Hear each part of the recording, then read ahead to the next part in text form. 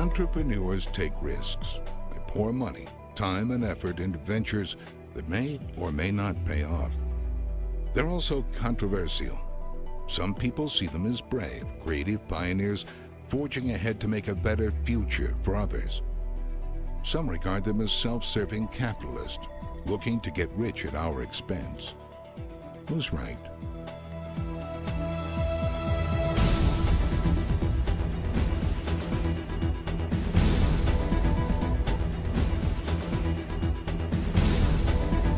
Is the entrepreneur's work essentially virtuous or vicious? These are not idle questions. In the 20th century, the destinies of entire nations depended in part on how they viewed the entrepreneur.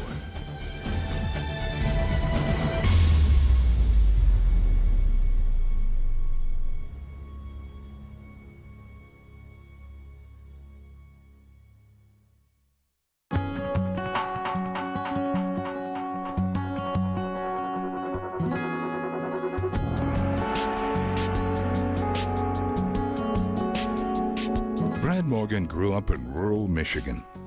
For as long as he can remember, he wanted to work for himself. When he was 26, he leased a small dairy farm. 5 years later, he managed to buy the land with a loan from the bank. Our county extension agent, wonderful man, Jerry Lindquist. First year he was in business. He come here, evaluated the books, looked at our financial statement, and he looked me right square in the eye and he says, "You're broke. Get out. You cannot possibly make it." And I looked right back at him and I says, "What have we got to do to get this right?"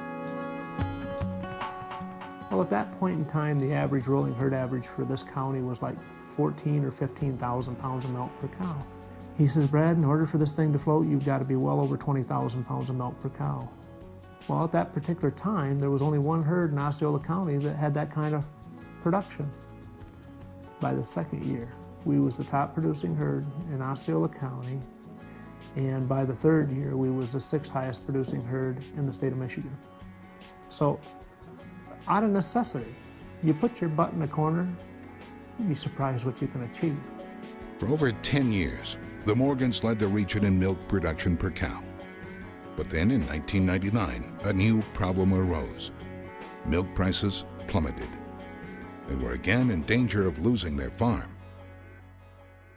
Morgan began looking around for an unexploited resource.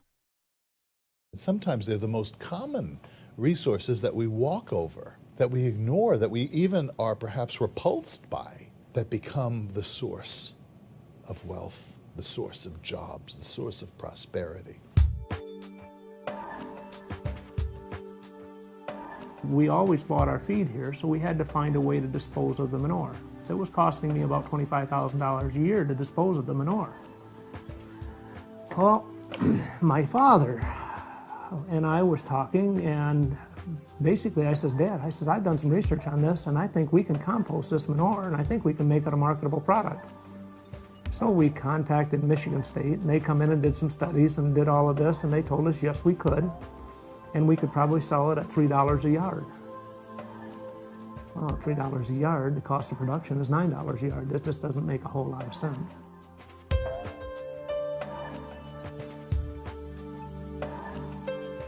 They basically told me that it was pretty much unachievable. The value of the product wouldn't be there.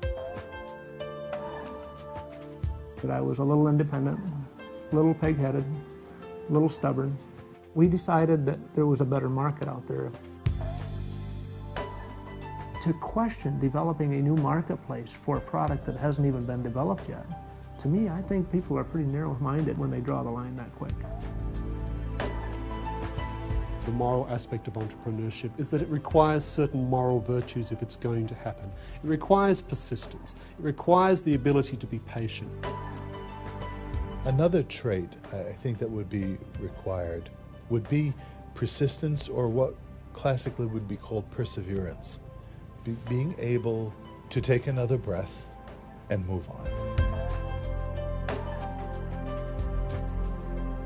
Faith enables one to do this at the darkest moment, to hold on, to hold steady, to go through, to keep going, to believe in your vision enough and to not fatigue, not to run short. How sad it is, you know, for people to go right to the point and then lose heart.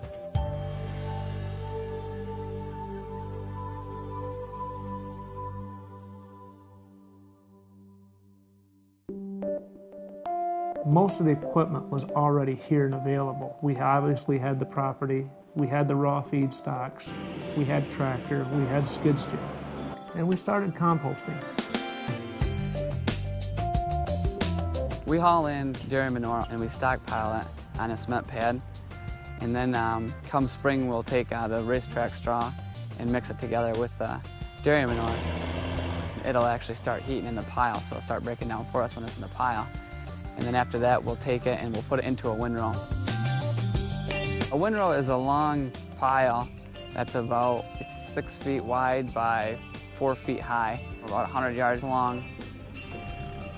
For the composting business, I turn the compost. We turn the windrows because the living organisms in there need the oxygen. We turn it about once every 3 days. If every time she turns it, you lose that much steam off from that windrow, that's moisture leaving the system. Now, unless it's replenished, sooner or later that product just dries right out. That windrow right there, I mean, it's still got plenty of moisture in there. I mean, when you can ball it, throw it up there and it just barely breaks up, that's about perfect. We're speeding up this process from what everybody thought it would take 2 years, and we're doing it in 60 days. Along the way, Morgan hired Joe Scrimger, a consultant with expertise in soil biology. I've never paid somebody so much money to be such a critic. But the one thing that Joe brought to the table is if you're going to market a product, don't accept average. You have to create a product that is better than anybody else could make. What Joe would do is he would basically come in and he would test it, he would analyze it, he would scrutinize it, and to the point to where he's almost offensive. And I'd write him another check. And I'd write him another check. Because as I started watching our process, as we was learning, he was learning. As we was learning, he was challenging us to do more. And consequently, it shows up in the marketplace. We've developed 8 different product lines, and now we're even growing that in to probably be 10 or 12 by the end of the season. The Dairy Dew obviously is our base product. We've got that kind of down to a science. The Dairy Dew is basically calf pen manure, dairy cow, any kind of manure that we can get out of a dairy herd or a beef herd. We probably take this to a level that nobody else has probably looked at, and we're probably a little more meticulous about it. We can make a very nice compost, and it's a lot more stable than what most people even recognize. If we're going to go through this much time and effort, this much energy to make a product, we feel we have to be the best on the marketplace. It's interesting. That's the thing, it's fun. When you can take a raw product that had no value and turn it into a product that has extreme value in the marketplace, from large production agriculture to small production agriculture to homeowner to garden, golf courses, it's wide open. If you want to be an entrepreneur, a successful entrepreneur, what you must do is focus on what other people need, want, desire, and try to serve it better or in a new way with value added in a way nobody else has. So in that sense, an entrepreneur must be other-directed. You must be watching your fellow human beings. You know, people often describe capitalists as very self-centered and greedy, and certainly there are such beings. Of course, you don't have to be a capitalist to be greedy and self-centered. You know, you can do that in any economic sphere. But entrepreneur qua entrepreneur, as entrepreneur, has to be other-regarding, has to be looking to see what are the needs of the consumer. Many in the composting business accept government subsidies to collect farm waste and turn it into low-grade compost. Brad Morgan took a different tack. He worked to create a line of high-quality compost tailored to specific farming and gardening needs. That meant risking more capital up front. But in the end, it paid off. After 10 years, the Morgan's business is still expanding. He now partners with other farmers to meet the growing demand for his compost.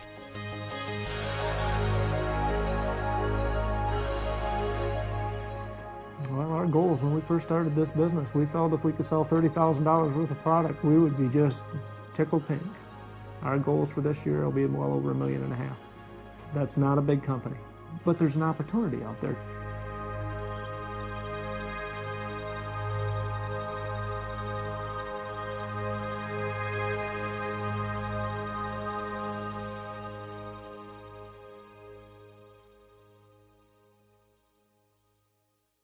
If you think about the way in which media portrays business people, inevitably it is the greedy, rapacious, the superficial, literature, magazines. Even Adam Smith, the great champion of capitalism, was no fan of the businessman. A university professor, he regarded the rising class of tradesmen and merchants as self-serving and greedy.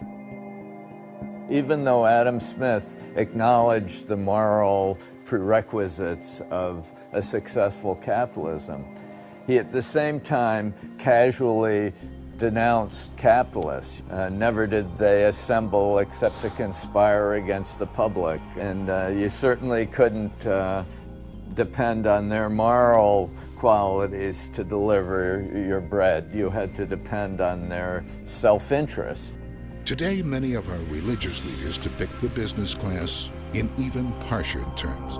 I think the history of corporate America is the history of huge economic units that uncontrolled will pollute our atmosphere, will move factories from community to community to maximize profit, even though it destroys communities as they leave unemployed behind. This is what is wrong in our international global economy, that the wealth of the world goes from the poor to the rich. The rich get richer and richer, and the poor get poorer and poorer. When you listen to your priest or your minister talk, what you often hear is something like this. I'm exaggerating, of course, but if you have money, you should give to the church and give to other good causes in order to justify it. If you actually made the money yourself, there's something faintly dirty about that, a little suspicious about that, as if you couldn't earn a fortune without cheating others, without exploiting others. Many people look at entrepreneurs and say that fundamentally they must be motivated by greed. Sure, there are greedy entrepreneurs, but there are also greedy lawyers, greedy doctors, and greedy trade unionists. Max Weber had a wonderful line. He said, people who think that the essence of capitalism is greed are in the kindergarten of economic history. He said, greed is universal. An entrepreneur is a person who sees things that other people don't, but is also creative with what they see. Someone who can organize things and other people around them so as to achieve the new object that is in mind. The entrepreneur's success seems inevitable after the fact, but the risks of launching a new enterprise are real. You know, a lot of people don't realize that for entrepreneurs, they very often, more often than not, place their entire well-being at risk in order to produce something that they don't even know they have a market for yet. They have to be so convinced of their idea that they will, and how many entrepreneurs mortgage their homes in order to finance the first beginnings of their enterprise. That's an admirable trait. 4 out of every 7 new enterprises fail. And people lose their shirts. They lose everything they have.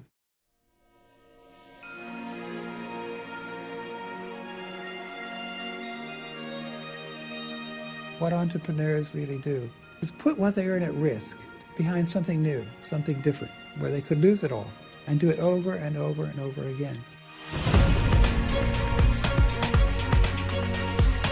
Some entrepreneurs help share the risk of new business ventures while also providing needed capital. These may be the most vilified of all entrepreneurs, the moneylenders. Entrepreneurs often have great ideas, Many entrepreneurs often, however, don't have the necessary capital that they need to be able to make an idea into reality. What banks do is provide entrepreneurs with the capital that they need to turn ideas into reality and to create new wealth. Frank Hanna is a successful merchant banker who first learned about business and the value of hard work from his father. When I was a child, my brother and father and I didn't go hunting and fishing like a lot of kids do with their fathers. We would wake up on Saturday mornings and we'd go to the office with him, and then we'd go around and look at real estate. He would have a duplex or something like that. We'd collect rent, and we would mow the lawns and do maintenance work. And in between, he would teach us about business. Hanna later pursued a degree in law, but even as a young attorney, he viewed his work through the lens of business. It's a particular bent and way of looking at things. I practiced law for 2 years before going into business. And after about 6 months, I had figured out the compensation structure of the law firm, which was top secret. But I went in and talked to a young partner one day, and he said, "How do you know all this? You know more about this than I do." I said, "Well, this is a business. It's a law firm, but it's a business. And if I'm going to be in this business, I need to understand it. I need to know how people are compensated, what kind of incentives are within the law firm, how do we bring in business, that sort of thing." I was fascinated with the business.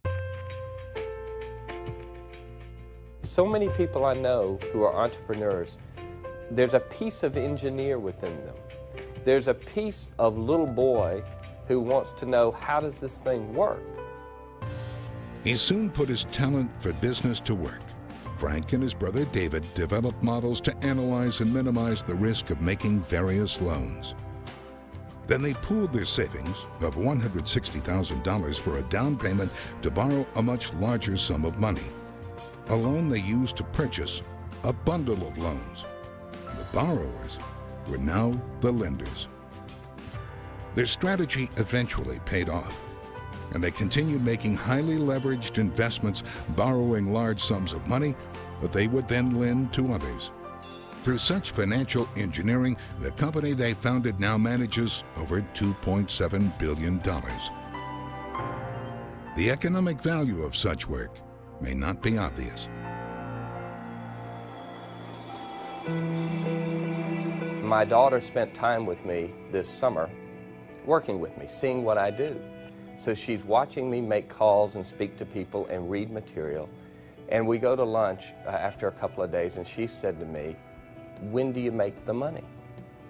And the fact is, first of all, you don't make the money. Hopefully you create wealth, and money is a representation of some of the wealth that is created. But I thought long and hard about it. What does a capitalist do? A capitalist gathers lots and lots and lots of information. Because generally speaking, the more information you have, the less uncertainty you have about what's going to happen. So you gather a lot of information and you sift through it and you discern it and you spend a lot of time thinking about it. And then at the end of the day, the capitalist makes a decision as to where the capital that he is a steward of, as to where that capital should be employed. If he makes good decisions, then he increases the wealth that is there because the capital gets used like a tool in an effective manner. If he makes bad decisions, he won't be making those decisions for very long because the market will not continue to put capital in his stewardship. Every small business that started with a loan is connected to people like Frank Hanna. If these moneylenders fail to make wise investments, they have to charge far more interest to stay in business. But if they're skillful, they can lower interest rates, enabling countless men and women to launch new enterprises. A farmer could till a very small plot of land until he saved enough money to buy a tractor.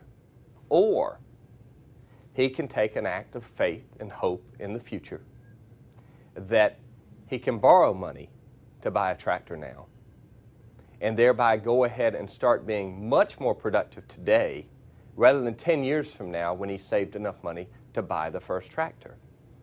Now, what makes that possible?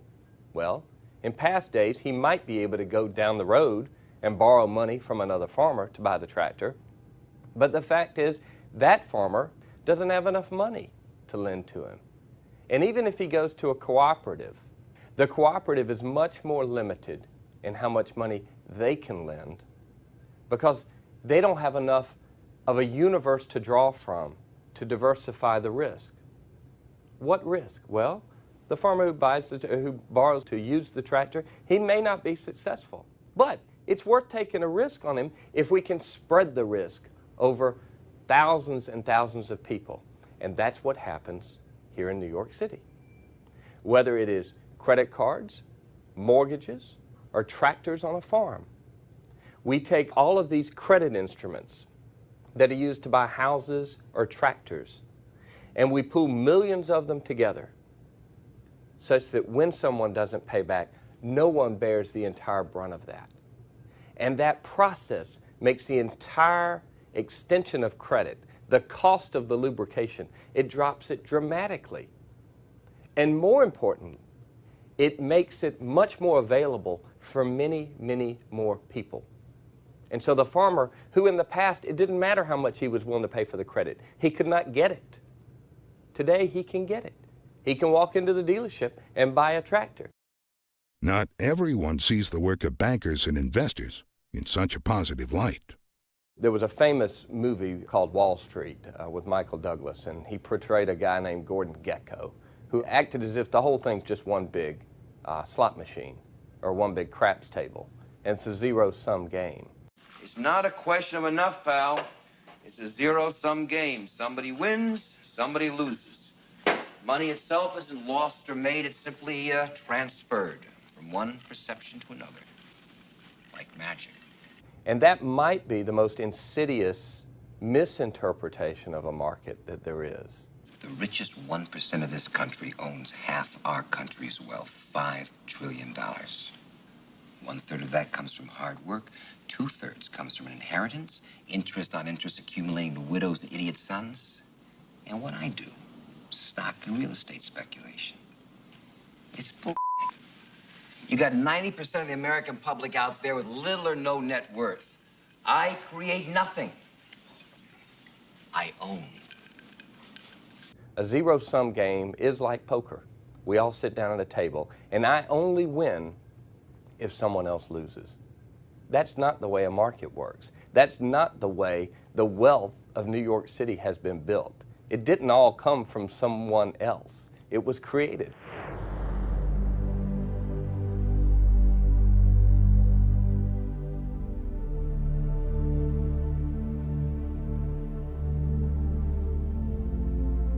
I might argue that there are two key fundamental principles of all of financial theory and analysis. One is the time value of money, and the other is understanding the benefits of diversification of financial risk. The risk-sharing entrepreneur can look mundane beside entrepreneurs who invent new technologies, but the risk sharers have played a pivotal role in history. I would make the argument that but for financial engineering and financial risk management, the United States of America is not what it is today. I'm not sure it ever gets discovered as it got discovered. The thing that allowed more and more ships to come to the United States was insurance. When a ship would set sail from Europe, it was a very, very hazardous undertaking. And very few people other than royalty, other than Queen Isabella in the case of Columbus, could finance it because the risk that the ship and all of its cargo would go down was so great that no one could afford to bear that risk on their own.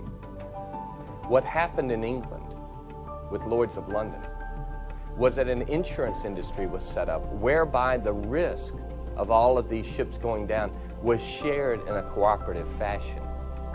Through financial engineering, there was somebody sitting in a back room getting paid very well because they were analyzing statistic after statistic after statistic of all of the accidents at sea and making calculations as to what those risks were, and then charging insurance premiums to the companies that wanted to sail to the New World. And by spreading that risk, one might think, what is that person in the back room, of what benefit are they to the economy? But that analysis, that engineering that took place, helped the New World be discovered. Because all of a sudden, more and more people taking risk in Europe could sail to the New World without fear of catastrophic loss, because their risk was now shared with everyone else who was sailing to the New World. And thus that financial engineering emboldened people to take these ventures, and in fact enabled the New World to be discovered at a pace that never would have happened but for those people in the back room managing risk. The great economic evil is the belief in a zero-sum economy, that the good fortune of others comes at your own expense, because then, of course, it justifies any kind of violence against others. It fosters envy. Rather than celebrating the successes of others, you envy them, and you petition to government to restrict and suppress the successful. And all around the world, it's led to the greatest horrors and catastrophes, an attack on the successful, the middlemen, the entrepreneurs. When we demonize the entrepreneur, the creative person, we create a perception. At that point, what we do, and the phrase for it is kill the golden goose. We see the golden eggs that are laid, and we think if we can kill the golden goose, we can get rid of the goose and get inside to all the eggs. The fact is, when you kill the golden goose, you kill all the golden eggs too.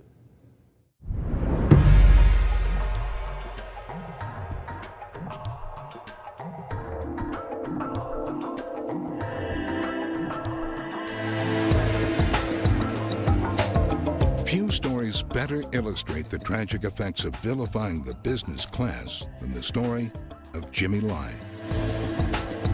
Born in 1948 in the Guangdong province of southern mainland China, Jimmy Lai was 5 when Mao Zedong's communist revolution reached his village.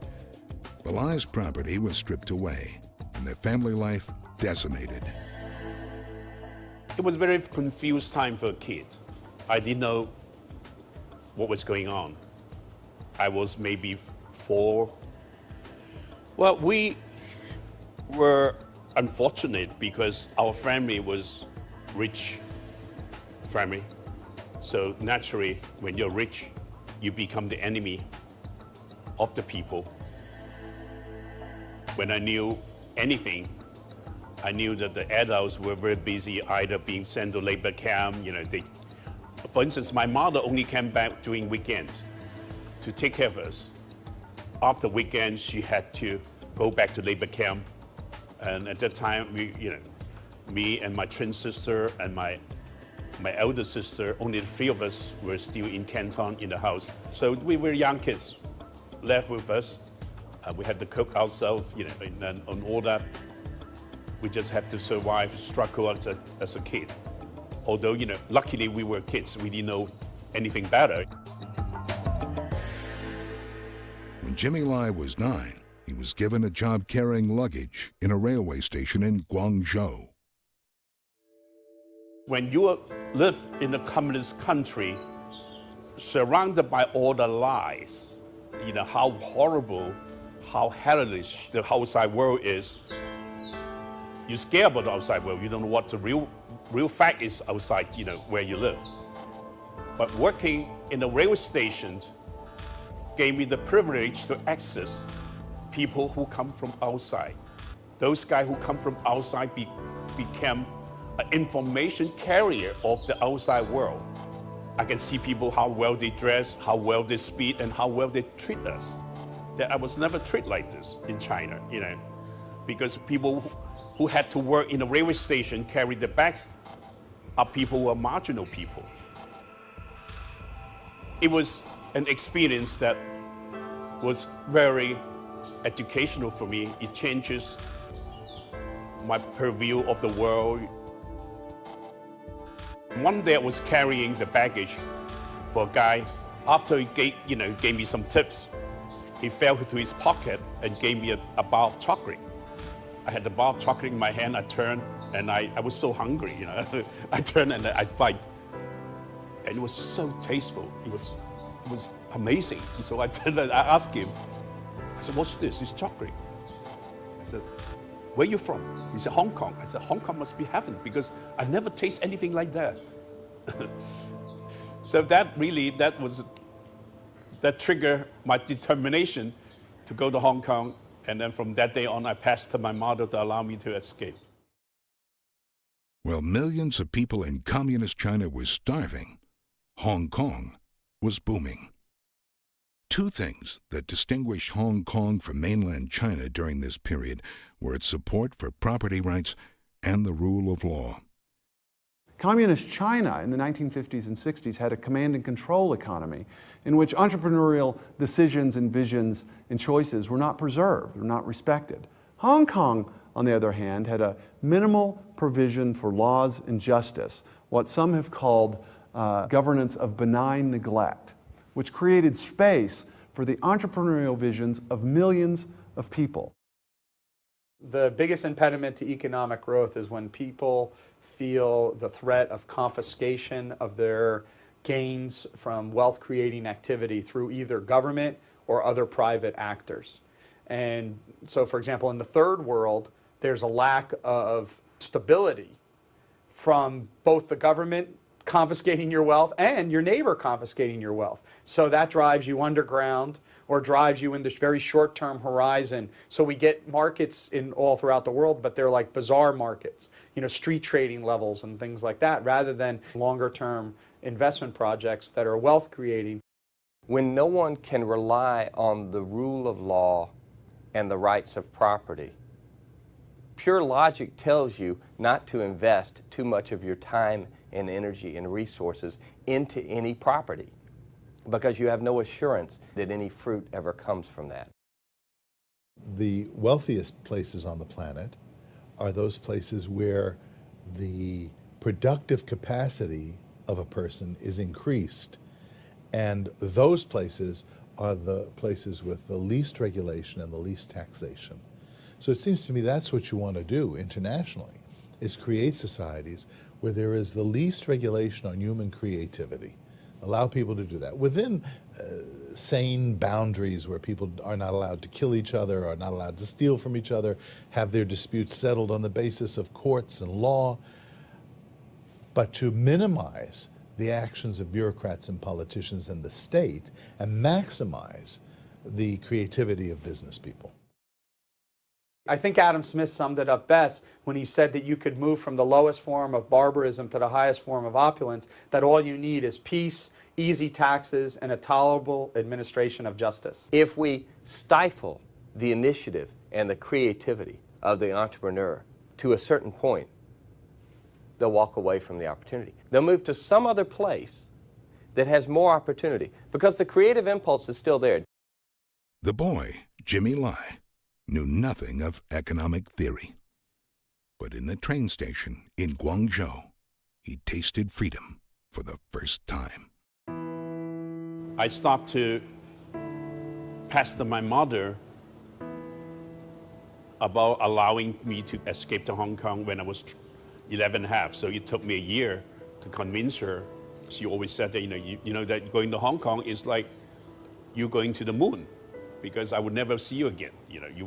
She thought that I would never be able to go back, and she would never go to Hong Kong to see me. And she was very reluctant to allow me to go to Hong Kong, but finally I did, and when I was 12 and a half. Lai knew a policeman who helped him get a visa to the Macau territory on the southern coast of China. He made the journey that night. Some of the fishermen there were part of a smuggling operation where freedom and profit met. I was put in the bottom of the junk and fishing junk together with like maybe 100, maybe 80, I don't remember. We were crammed together, And after a few hours, they allow us, when they see no boat, they allow us to have some fresh air, and then went back to the bottom, and everybody vomiting because, And by the afternoon, we arrived in Kowloon, and at that time, when you arrive in Hong Kong, you touch base, you're legalized, you're considered legal. I was taken to my mother's sister, and she paid $370 for the smugglers. Later, I found out how poor my mother's sister was. She and her husband was living in a bed among many beds in a compound. So they had the food court next to the bed and all that. They're very poor people. Their poverty meant that Jimmy was sent to work the same night he arrived in the Kowloon district of Hong Kong. I was taken to a factory to work as an object worker. And I was very happy in the morning. I smell a lot of food that I never smell, the great aroma of food. And the manager gave me $10. That was a lot of money at that time. And I was very happy. It's as if I arrived in heaven. Although, as a young kid, we had to wake up like before 7. We got to whip the floor, finish everything, open the door before 8 o'clock people come, and then we work until like 10 o'clock. But it was a very happy time. It was a time that I know I had a future.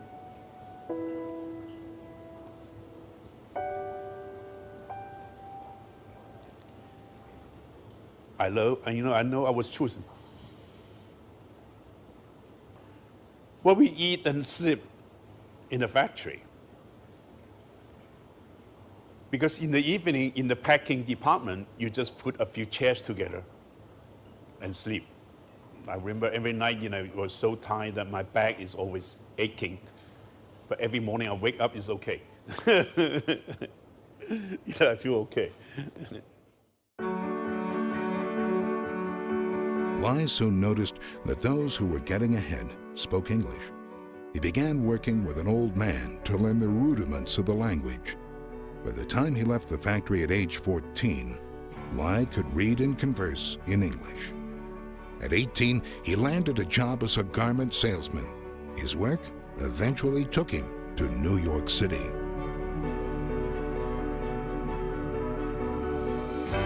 It was something very funny, I landed in New York, and it was almost like, what I saw in the movie, the big buildings, big cars.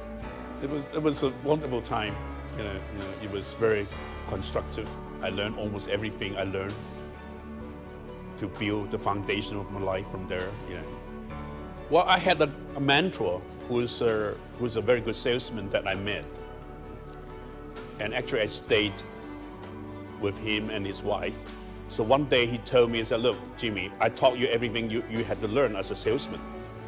If you want to go further in the life, you got to be educated, you got to have an intellectual pursuit.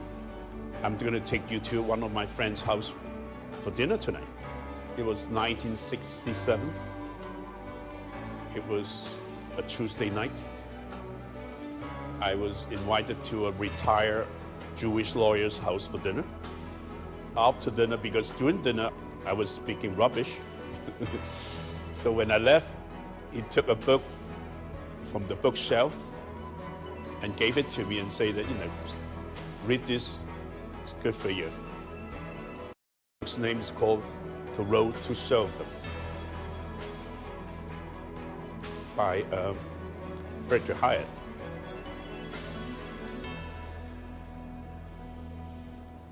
The book changed my life. Austrian economist Friedrich Hayek had written The Road to Serfdom near the close of World War II. He argued that the same collectivist impulse that drove National Socialism in Germany and communism in the Soviet Union also threatened democracies like Great Britain. He warned that freedom could not long survive the state's attempt to centrally plan its economy. Hayek predicted that if a democracy followed such a path to the end, it would inevitably destroy itself. You read between the lines of his passion for freedom. It's like almost like religious. You know, this is fantastic. You know, it's so uplifting for me. For Hayek, the state, not just individuals, could violate the rule of law. He maintained that government efforts to dictate economic equality did not extend the rule of law, but destroyed it. Hayek compared the rule of law to a state providing road signs, but without commanding people which road to take. Only if the state accepts its limited role can real freedom prosper. The book's passionate case for freedom lit a fire in the young salesman. On his return to Hong Kong, Jimmy Lai landed a job as a manager in a garment factory, eventually earned a large bonus, and then used the money to begin trading in the stock market. I got a bonus of 7,000 Hong Kong. It was not enough to start a business. So I said, okay, look, let's try my luck and speculate in the stock market. If I'm lucky, I make some money, and then I start my own business. And then before I did it, I bought a lot of books about, you know, stock market books to know how to speculate. Lai proved himself an astute investor and quickly built a nest egg. With his profits and a wealthy partner, he soon had the capital to think big. I really like to create things. I got a rich friend of mine who's my partner, whose father can sign a personal guarantee to get some money from the bank. So that works out, and then that's how I built the factory, and then I went into the retailing business. From manufacturing, he moved into retail. In 1981, he founded a clothing chain, Giordano, which he named after an Italian restaurant in the United States. The company quickly expanded from Hong Kong into mainland China. Within a decade, Giordano had over 200 stores and was worth hundreds of millions of dollars. Lai had made it in one of the most competitive clothing markets on the planet. His success might have marked the beginning of a long final phase of his career, the ongoing management of an established enterprise. But then came the pro-democracy protests in Tiananmen Square.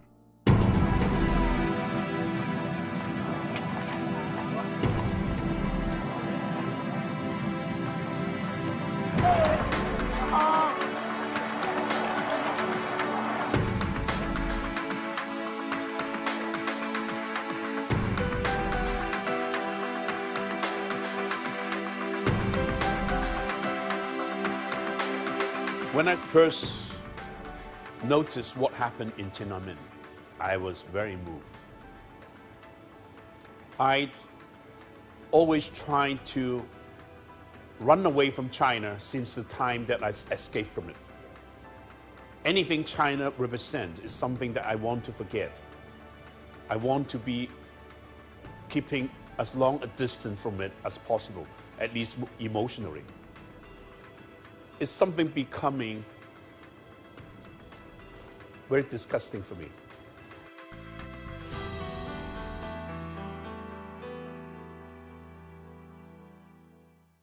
Actually, I didn't feel anything about China until Tiananmen Square happened. All of a sudden, it's like my mother was calling in the darkness of the night.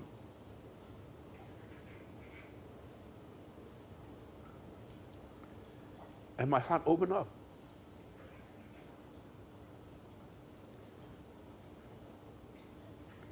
It's like going back to the warmth of your mother.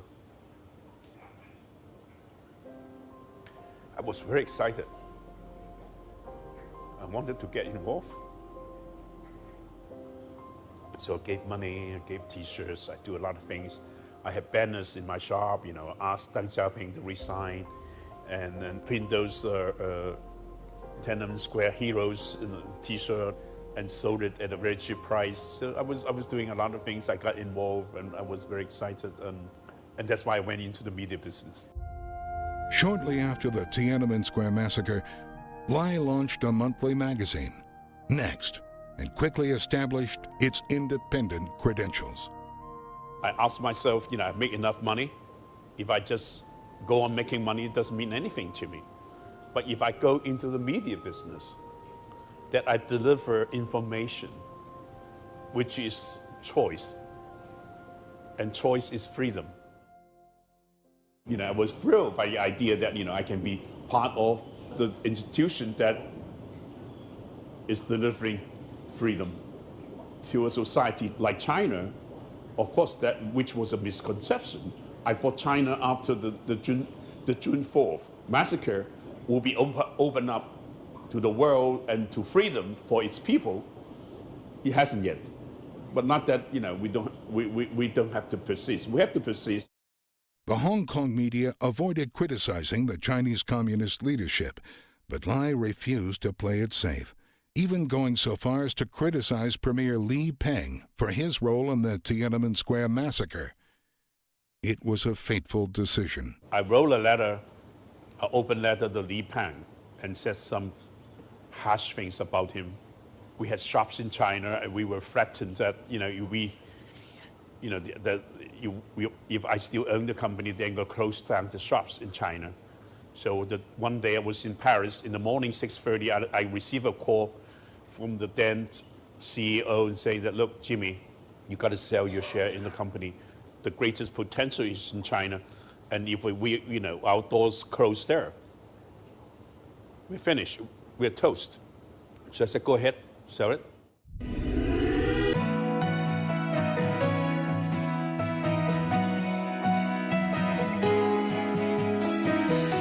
A year after the Chinese government forced him out of Giordano, Jimmy Lai launched a newspaper, Apple Daily. Undeterred by the attack on his interests, Lai pushed his writers to practice a blend of consumer and muckraking journalism.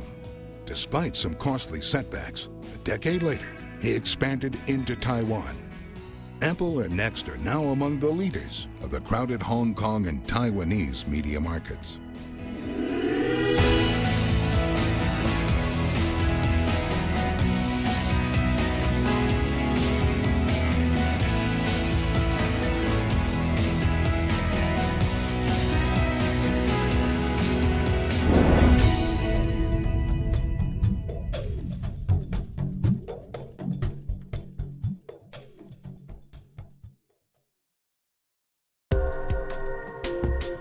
A media magnate, a merchant banker, a compost farmer, each a fascinating bundle of strengths and weaknesses, of motives and talents. They and countless other entrepreneurs create wealth every day, fundamentally transforming our world.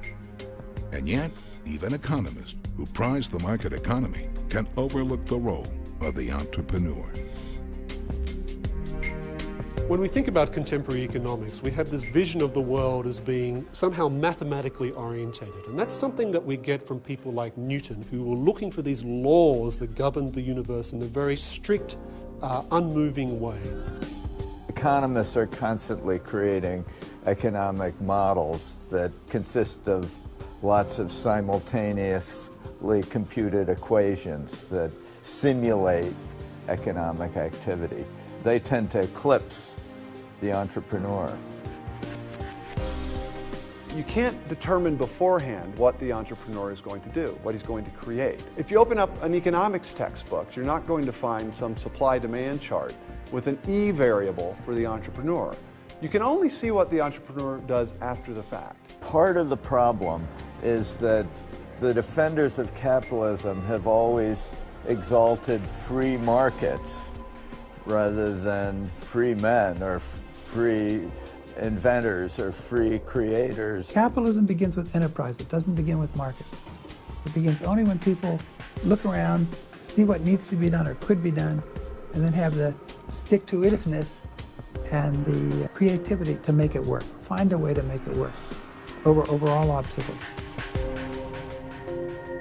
The entrepreneurs we remember are the great inventors, since we can easily see how their inventions produce new wealth.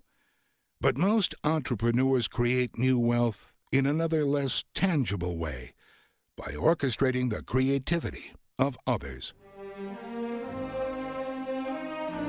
You know, if you think of an orchestra, you see all of these different individual people engaged in some kind of activity.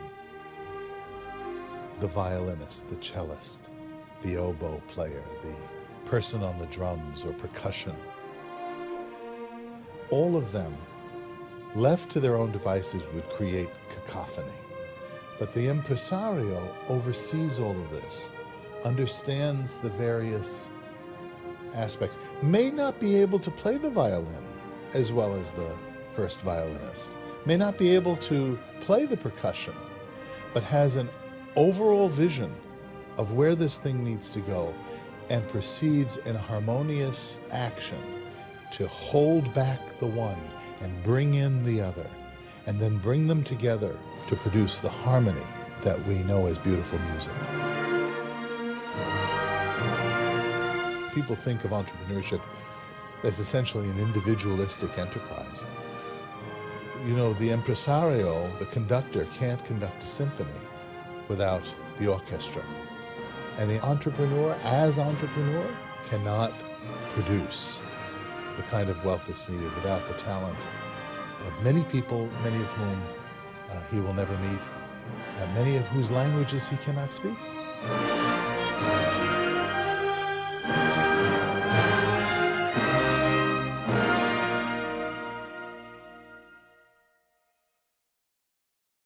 An entrepreneur is the creative force in economics. The entrepreneur is the person who comes and looks at a desert or a jungle or a wilderness and sees a garden, sees an opportunity to create new value.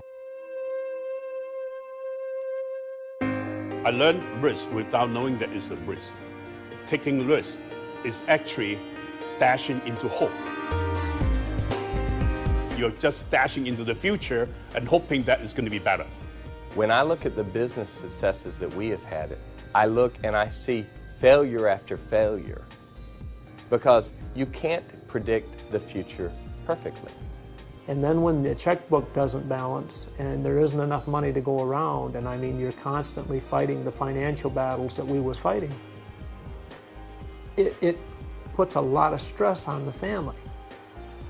On the other hand, I look back today and I wouldn't rewrite that book for no love nor money. The successful entrepreneur is the one who stays hopeful and stays flexible and stays adaptable. Are we successful? Yeah, but I'm not sure it all revolves around money. My success will be measured when I'm long gone. I have visions of a grandchild or 2 or 3 actually being involved in something that I built. If you have a vision, go for it. If any one of these kids come up with an idea or a project, I'll support them 100%. But if you can do it and do it well. You could really think of the first farmers as the first entrepreneurs. It was farmers, after all, and farms that made the first cities possible. And it was those cities that made the great civilizations possible. And it was those civilizations that made things like worldwide commerce, and science, and technology, and music, and philosophy possible. Without the entrepreneur, economies are barren. They're dead. Prominent moral and religious leaders point to capitalists who have cheated employees, deceived consumers, and poisoned the environment, and conclude that business is inherently selfish. Others argue that while no entrepreneur is immune to corruption, the entrepreneurial impulse springs from something good, even divine, within us. I'm not saying by this that a person who is a successful entrepreneur is necessarily doing the will of God or is intentionally doing the will of God, but I'm saying that there's something there embedded in the very action that speaks to us of the creation. I think that most entrepreneurs are motivated by the sheer excitement of creating something that's new. The sense that they are, in some respects, participating in God's original creative act. When we think about God, the very first thing we know about God was that He created something.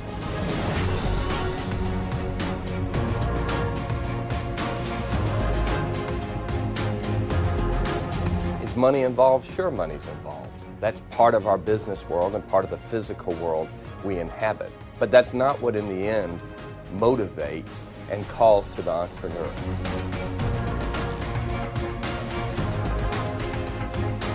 What calls to the entrepreneur is this creative energy, this inspirational impulse, this desire to make something where nothing existed.